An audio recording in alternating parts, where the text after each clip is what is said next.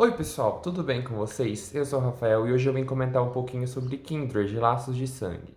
Bom, Kindred foi escrito pelo Octavia Butler em 1976, eu acho que é essa data que consta. E basicamente Kindred é uma ficção científica diferenciada. Eu li Kindred pelo grupo do Clube do Livro Isolados, que eu participo, enfim, são pouquíssimas pessoas, e a gente comenta muito sobre os livros, cada um lê alguma coisa diferente. Enfim, eu me enriqueci muito discutindo esse livro no clube. Eu vi muitas coisas que não tinha me ocorrido, talvez, enfim, por alguns pontos que eu vou comentar posteriormente. Kindred é uma ficção científica, como eu disse, não clássica, né? Não é aqueles termos Asimov em que você vai ter uma explicação muito é, científica de como que funciona a viagem no tempo, como é o paradoxo temporal que está estipulado. Aqui não.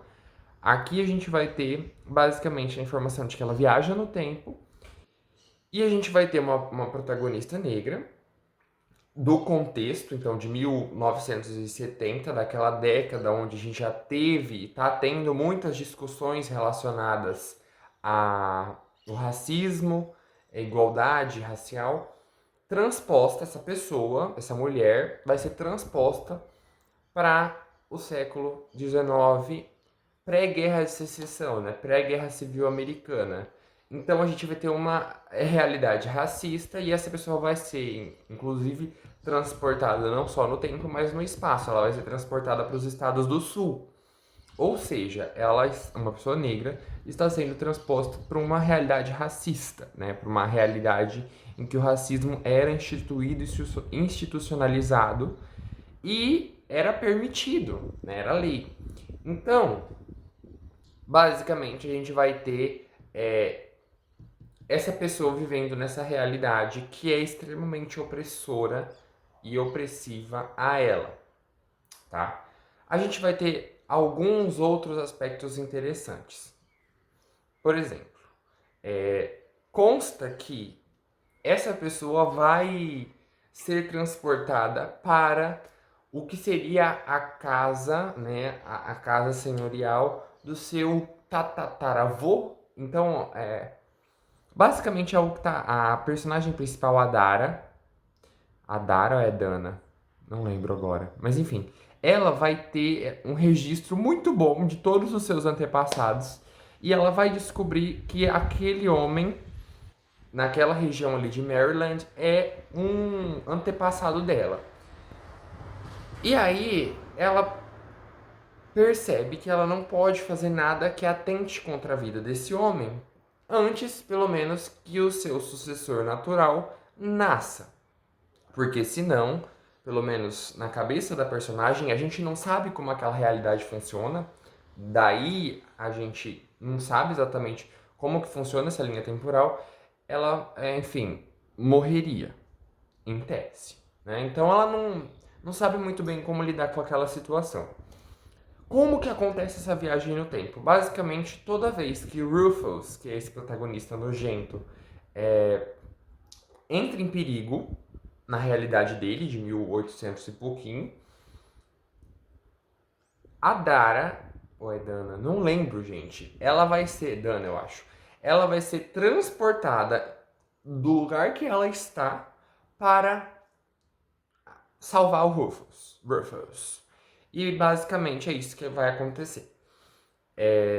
E ela salva ele várias vezes. O livro então vai ser dividido por títulos que vão dizer respeito a o que vai acontecer para ela ser transportada para a realidade do Rufus. Então a gente tem a Tempestade, enfim, vários títulos disso. Mas eu não vou contar o enredo da história. Basicamente, eu vou fazer alguns comentários sobre a qualidade da escrita. E eu não gostei muito da tradução, e uma colega do Clube do Livro também não gostou muito da tradução do livro. E os outros amigos do clube leram em inglês, ou ouviram o audiobook direto em inglês. Basicamente, no original, esse livro tem uma característica a seguinte: ele é muito direto ao ponto. As frases é, estão no livro de modo que elas façam sentido. Então, elas são frases muito objetivas que são extremamente pensadas para dizer alguma coisa. Então, é um livro que tem essa linguagem direta, crua, que está mostrando para você a realidade dela. Não preciso dizer que é uma pessoa negra que vai sofrer escravidão, escravização no século XVIII. Então, são realidades muito duras. Ela vai levar surras, ela vai, enfim, ser maltratada. É, uma coisa diferenciada. Em português, o livro peca bastante. Por exemplo, é comentado que tanto os brancos quanto os negros falavam, em 1800 e pouco, de maneira errada. Porém, isso só é transcrito nos diálogos. Então, por exemplo, a gente vai ter vários diálogos entre essas pessoas até o momento em que a narradora vai falar que, olha, eles falam errado. E aí, a partir desse momento, vai ser grafado nos diálogos eles falando errado. Então, claramente a pessoa não leu o livro antes de começar a tradução. E isso não é errado. Mas, enfim, a pessoa não conhecia a história e ela não voltou para retificar isso ao longo da tradução. Então, particularmente, eu não gostei muito. E, enfim, eu realmente não achei a tradução interessante, mas enfim, não sou um tradutor, enfim, não tenho estudo em tradução para dizer se ela é realmente boa ou ruim. Eu só não gostei mesmo. Mas os meus colegas disseram que no original o texto é muito interessante por ter essa característica de ser crua e de mostrar essa realidade de uma forma muito áspera. Então é um estilo interessante. Sobre temas, eu acho que esse livro, e aqui pode ter alguns spoilers, tá? Eu diria que você leia o livro, é um livro rápido, foi o meu último livro de 2021. Você lê numa ânsia, porque o livro te prende muito. Eu li acho que umas 3 horas a fio deitado no chão, porque a história, a partir de um determinado momento, você sabe que ela tem que acabar. Que basicamente o livro começa com a Dana perdendo um braço. Ela está no hospital sem um braço. E aí ela vai contar pra você a história. E aí você chega, sei lá, nos 60% do livro, você fala, como essa mulher perdeu o braço? E aí basicamente você vai acompanhando, porque a Dana só volta pra realidade dela quando ela está em apuros, quando ela sente muito medo, quando ela sente que vai perder a vida.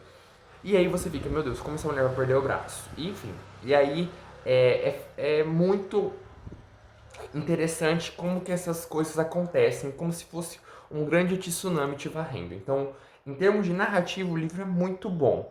Só não gostei muito da tradução. Voltando, em termos de temas, esse livro é fantástico. Bom, primeiro, a gente obviamente vai discutir um pouco sobre o racismo estrutural e as origens disso na escravidão. A gente também vai ter uma coisa interessante que é o seguinte: a família do Rufus, o pai e a mãe, eles não são uma família extremamente abastada. A gente não tá pensando, por exemplo, numa, sei lá, realidade brasileira em que a gente tem um grande engenho, com centenas e centenas de escravos. É porque quando a gente pensa em escravidão, a gente pensa nas novelas da Globo. A realidade é bem essa. Então a gente pensa em Sim a Moça, Chica da Silva. E aí a gente tinha uma realidade com centenas e centenas de escravos, onde os brancos moravam na Casa Grande, os pretos moravam todos na senzala. A gente tinha vários capitães do mato para fazer aquela situação toda, para manter aquele status quo. E aqui não, aqui a gente tem uma família que não é rica. É uma família que é dona de um pedaço de terra, que eles plantam o necessário, que eles são endividados e que eles têm cerca de uns 40 escravos. Eles não são pobres, mas eles também não são ricos. E o interessante é que todas essas, a casa ela tem 2,5 andares. Então a gente tem os 2 andares em que os brancos vivem e a gente tem meio andar que seria um sótão onde todos os outros pretos vivem e moram e dormem. Então é interessante porque todo mundo convive sobre o mesmo teto. Ao mesmo tempo, há uma segregação violenta entre essas pessoas. A gente tem, sim, todo aquele aspecto de fazer a comida e levar até as pessoas. Então, é uma segregação muito grande e o couro come ali naquela região. É péssimo, mas é dolorido de ver as situações em que essas pessoas se encontram. Outra coisa que a gente entra em contato é com a facilidade, a grande facilidade que os brancos vendiam. Então eles realmente eram vistos como propriedade e, enfim, é mostrado que eles vendiam, separavam famílias sem problema. Outra coisa interessante é que a Dara, eu não sei o nome dela, gente. Ela é professora, então como ela pensa que pode mudar aquela realidade minimamente, sem matar o Ruffles? É ensinando as crianças. Então ela vai ensinar uma meia dúzia de crianças a ler. Inclusive, ela fica responsável por ensinar o Ruffles a ler. E isso é muito contraditório, porque eles acham muito humilhante uma negra ensinar o branco a ler. Outra coisa interessante também é que a gente tem nessa história toda o marido da Dana, que é branco. Então o Kevin é branco. E o Kevin vai para essa realidade também em determinado momento e o que marca muito a gente é a forma como todo mundo ali, tanto a Dana quanto o Kevin, se adaptam àquela realidade escravagista, àquela sociedade. Então ela faz muito bem o papel dela, ele faz muito bem o papel de branco que manda nos outros, e a gente sente que eles vão perdendo algumas das suas características ao longo do tempo. Então aquela sociedade, ela desvirtua até mesmo os valores que eles cresceram a vida toda. Eles podem viver anos em 1800 e pouco, e aí quando eles voltam para o futuro, eles voltam em coisa de alguns minutos, algumas horas que eles ficaram fora. Então isso é interessante também. E eu acho que o ponto principal, e que eu não peguei tanto, é o papel da mulher negra na sociedade, demonstrado em 1800 e pouco. E como existe uma pluralidade entre como existem diferentes mulheres negras e como diferentes pessoas lidavam com aquela situação. Então a gente tem a cozinheira, que é a Sarah, que ela é muito dura, ela não gostava de transgredir o sistema porque ela pensava principalmente na família e ela não queria transgredir esse sistema, ela queria manter tudo certinho para ela não perder os filhos, porque ela já tinha perdido muitos filhos. A gente tem a filha dela, que é surda, e ela quer aprender a ler, e a mãe não deixa ela aprender a ler, e ela tem uma comunicação, uma linguagem de sinais muito precária. A gente tem várias mulheres reagindo de maneira diferente à situação, e isso foi muito enriquecedor, né? Esse papel feminino naquela sociedade.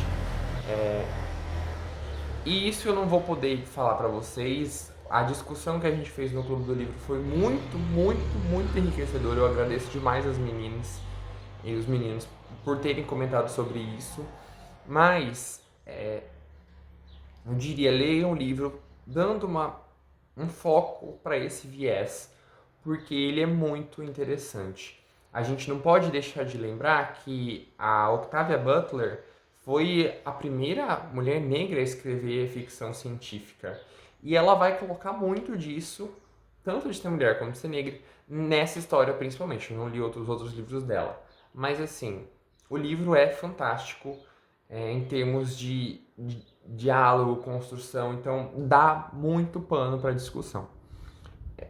E aí, eu até estava comentando com as meninas se o livro realmente traz essas discussões ou se se foi um propósito da autora ou se a gente que está cavando discussão aonde o livro é só exposição. E elas falaram que em inglês o livro é muito direto. Então, se foi especulado e mostrado como é o comportamento dessas mulheres, isso foi extremamente proposital da parte da autora. E realmente eu concordei com isso. Então, o livro ele suscita essas discussões, pelo menos no subconsciente. Não é um livro, veja bem, que vai te explicar muita coisa. Não é um livro que vai descrever o comportamento e a gente vai entrar com uma digressão da narradora, do narrador, comentando sobre como é aquela situação. Não.